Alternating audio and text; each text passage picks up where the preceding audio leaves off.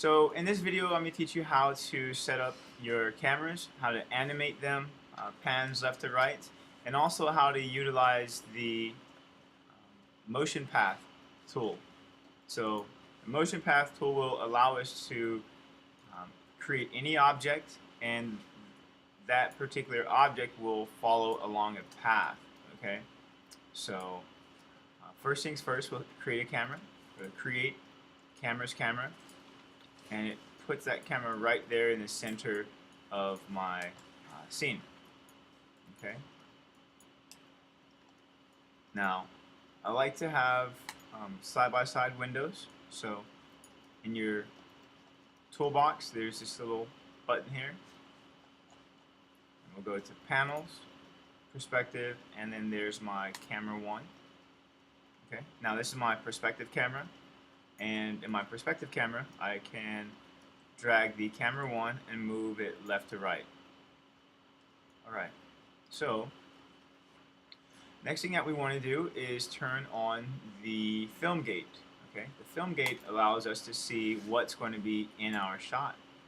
Okay, and let's begin our camera animation. So with our camera 1 selected, it's always good to rename your cameras. So I'll name it shot 1. I'm going to press S at frame 1, and then I'll go to frame, let's say frame 80, and move this camera to the right, like so. Okay, so if I click on the playback, this is the camera animation that I have. Alright, now it's really basic. There's no ease ins, no ease outs. But along this particular path, I want the camera to look up in the air and spot this UFO flying in. Alright, so right along 1 second mark, I'm going to set a key. You can set a keyframe? Yeah. Yeah. I would have to look at these guys are taking a test about keyframes, and it should be like that. Silence. So if you even hear them, Then they're cheating. then you're cheating. Okay.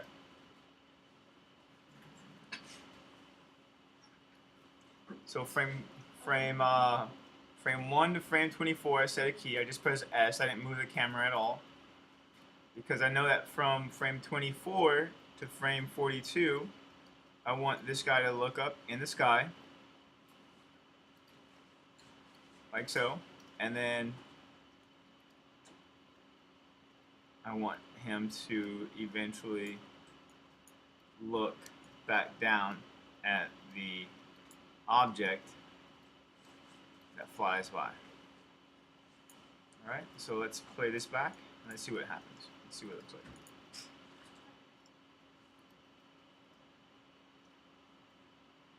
Alright, it's kind of like basic animation. And if I wanted to add a few more frames after that, maybe say I go to frame 95 and just turn the camera just a little bit. And maybe I might move it over just a little bit as well. Okay, just a subtle movement a few frames after the last one.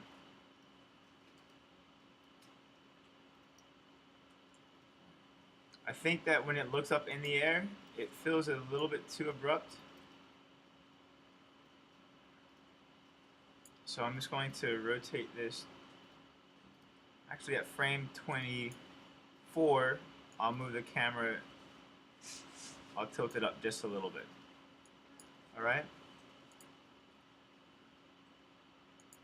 Maybe a little less, or actually a little bit more. Alright, so let's move it here. And then I'll move it up a little bit here. Okay, so let's see what's going to happen now. Now I think I could probably delete the key at frame 24, because from frame 1 to frame 42 the camera is tilting up. Alright, that actually feels a little bit smoother. Alright. So now what I want to do is add my UFO. So the UFO is starting off at frame 1, okay? He's not going to be in this shot. So I'll move this guy over.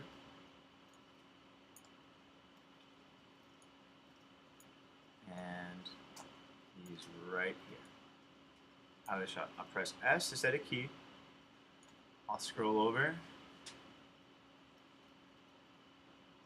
And then I can actually click on View, select Camera. And at my first camera animation, actually my second key is at frame 42. So I think that I'll move my UFO right here. Maybe I'll rotate him at a different angle.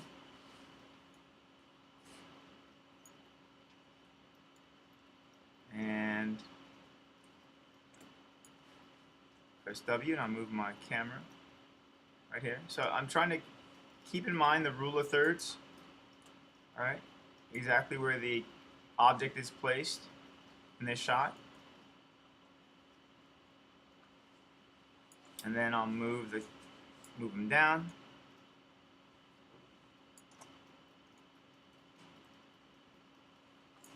And then he's going to eventually zip off of the out of frame. And so let's play that back and let's see what happens. Alright.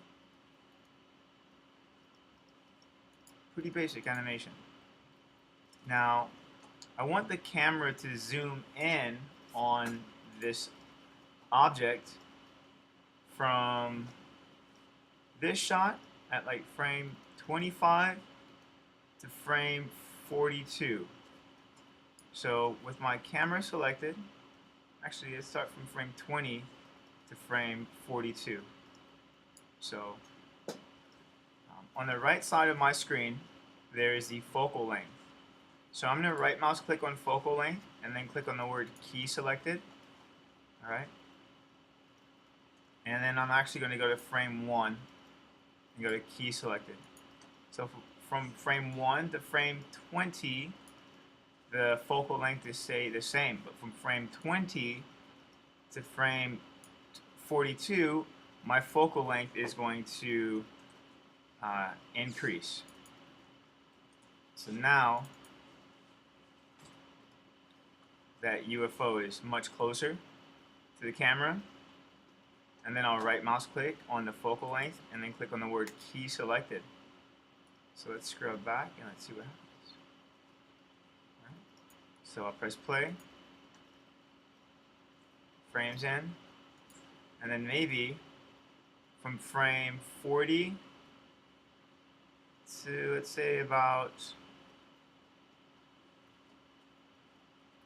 frame 65, it zooms back out to the 35mm lens, and I'll click key selected, and that's what we get. So let's go ahead and play and see what happens.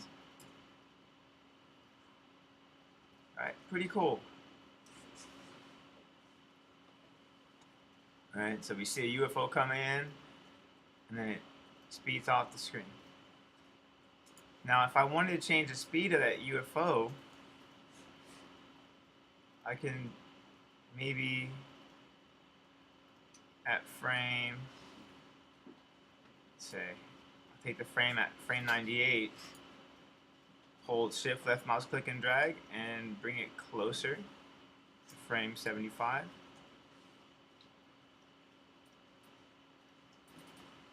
Or you can simply go into your window, animation editors, dope sheet, and I'm going to take this last key here, which was when the UFO exited the screen, and I'm bringing it closer to the keyframe at 65. Alright? So if I bring that last keyframe of when the UFO exits, if I bring it further away from frame 65, then you're going to notice that when the UFO exits the screen, it's very slow. But if I want it to be much faster, again, I'm going to go into my Windows Animation Editor's dope sheet and take this keyframe and bring it closer to frame 65 so that now we get that kind of thing. But maybe it's a little bit too fast.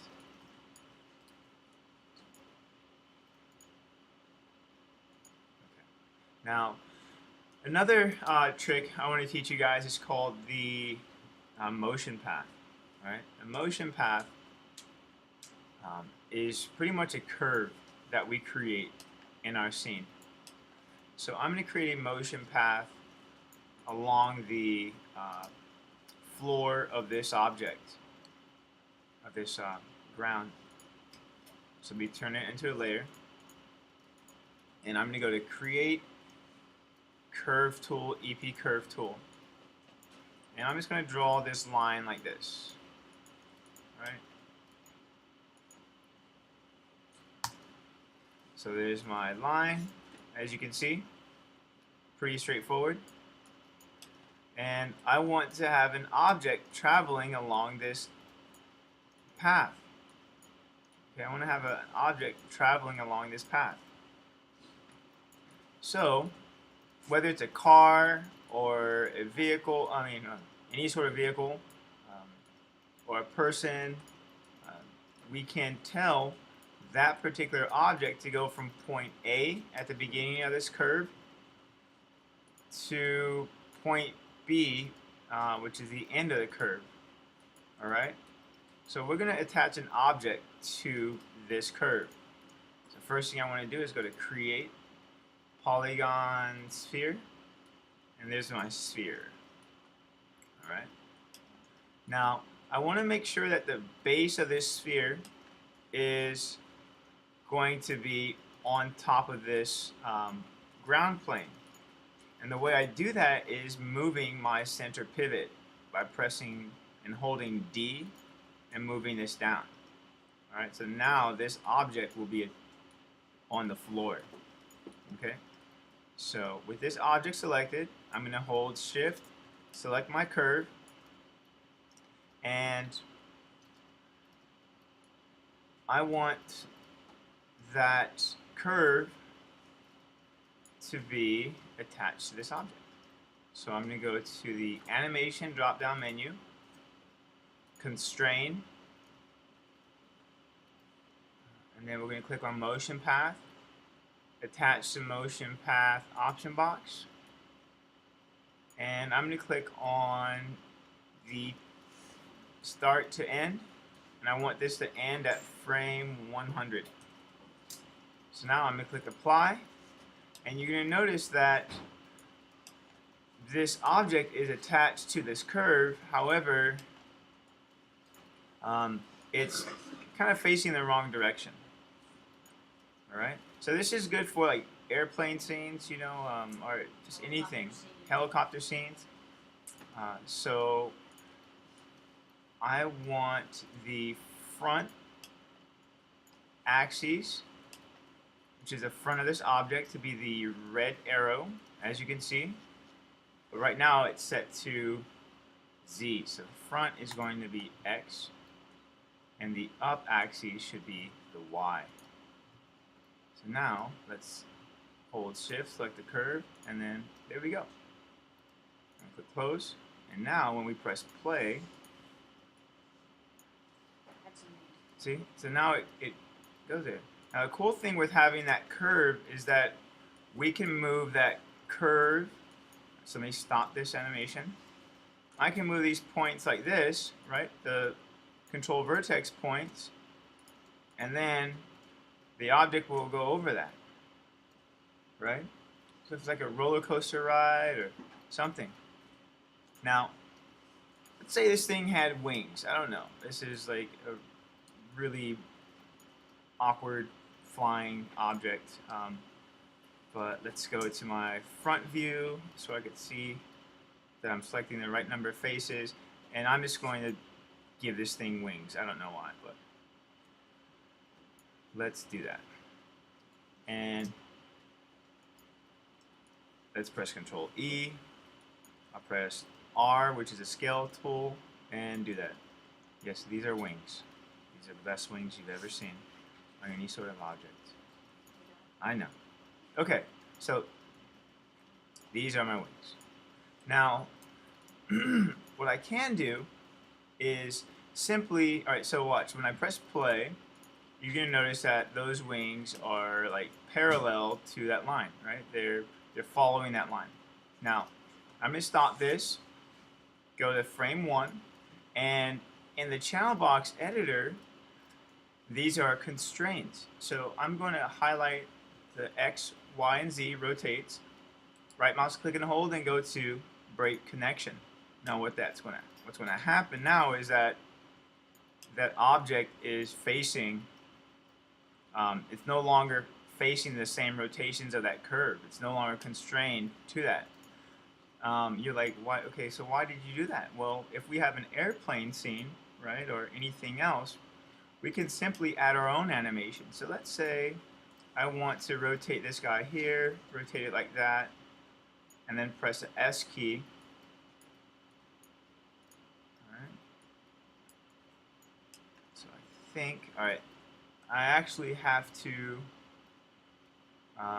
I can't press S because then it's going to override my translate X, Y, and Z. It was yellow, which is perfect. If I press S, it turns it green, and you're going to realize that there's no more animation on that. So I'm going to press Z to undo, and I'm going to right mouse click on the rotate X, Y, and Z's and go to key selected. So now look, it's still on there. Okay, so now I could select that, you know, this thing here, make it bank, and go to the front view, make sure it looks kind of cool. I'll right mouse click on the rotate X, Y, and Z, key selected, and then let's go here, maybe at the bottom of this bank, it's rotating that way,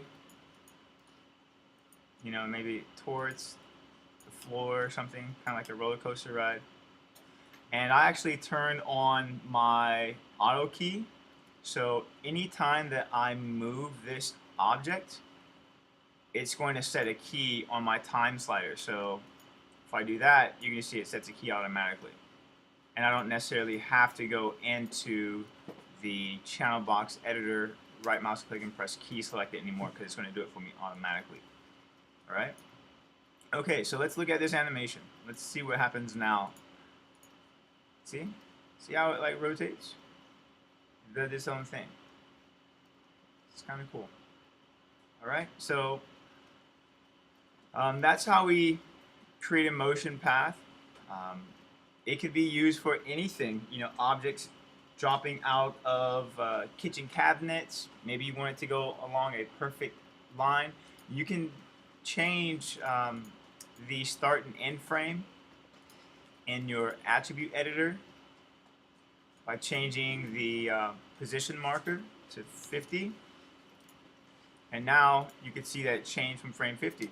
Right? You can select the frame 1 and tell it to start at frame 80. Alright? So now it's a shorter animation. Right? So from frame 80 to frame, it's actually backwards. So start off at frame 20 and it goes to frame 50. Right? So 30 frames. So this could be a really fast animation, right? Or it can be really slow. See that?